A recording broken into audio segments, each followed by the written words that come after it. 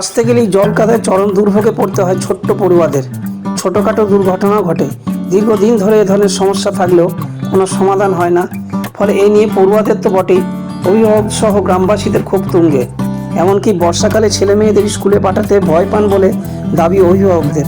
নিত্যদিনের এই দুর্ভোগে পড়তে হচ্ছে পূর্ব বর্ধমানের কালনা মহকুমার পূর্বস্থলীর কাষ্ঠশালী চর অবৈতনিক প্রাথমিক বিদ্যালয়ের পড়ুয়াদের। একেবারে স্কুলে ঢোকার মুখে হাঁটু সমান সেই জল পেরিয়ে প্রতিদিনই যাতায়াত করতে হয় ছাত্রছাত্রীদের। মাঝে মধ্যেই জল কাদার মধ্যে পড়ে গিয়ে হাতে পায়ে আঘাত পায় স্কুল ছাত্রছাত্রীরা। আর বর্ষার মরশুমে এই সমস্যা আরও বেড়ে যায়। পূর্বস্থলী 2 নম্বর ব্লকের কাষ্ঠশালী চর অবৈতনিক প্রাথমিক বিদ্যালয়ের ছাত্রছাত্রীরা জল পেরিয়ে স্কুলে লেখাপড়া শিখতে আসছে। এ প্রসঙ্গে স্থানীয় গ্রামবাসীরা জানান, দীর্ঘদিন ধরে স্কুলে ঢোকার 30 মিটার আগে থেকে জল পেরিয়ে স্কুলে ঢুকতে হয় বাচ্চাদের। বর্ষার সময় মূলত এই সমস্যা বাড়ে। বহুবার স্থানীয় পঞ্চায়েত অফিস, বিডিও অফিসে জানিয়েও কোনো কাজ হয়নি। একই সাথে ডেঙ্গুর উপদ্রব বাড়ছে বলে স্কুলে পাঠাতেও ভয় পাচ্ছেন ছাত্রছাত্রীদের। গ্রামবাসী, অভিভাবক ও স্কুলের শিক্ষকরা অবিলম্বে এই সমস্যার সমাধান দাবি করেছেন।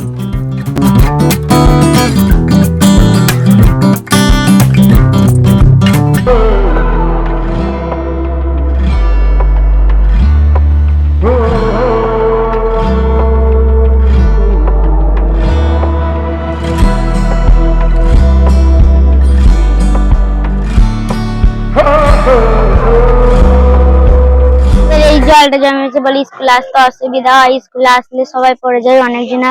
তারপর আবার মসজিদ আছে সামনে, মসজিদে আসার সময় অনেকজনা পড়ে যায়, আসা অসুবিধা হয়। তারপর বর্ষা হলে বাড়ি থেকে আসতে দেয় না, সাপ ডাঙার ভয় আছে বলে। তারপর আবার ডেঙ্গু হয়, আবার মশা হয় জলে।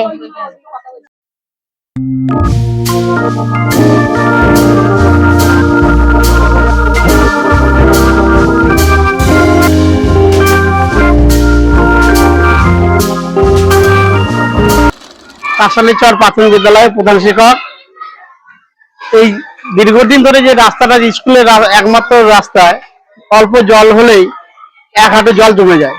এই জল জমা হয়ে যাওয়ার ফলে এখানে পাশে মসজিদ আছে, আমাদের স্কুল আছে, সকালবেলায় অঙ্গনওয়াড়ি স্কুল চলে, অনেক ছোট ছোট বাচ্চা বা ছাত্রছাত্রী আসতে খুবই অসুবিধা হয়।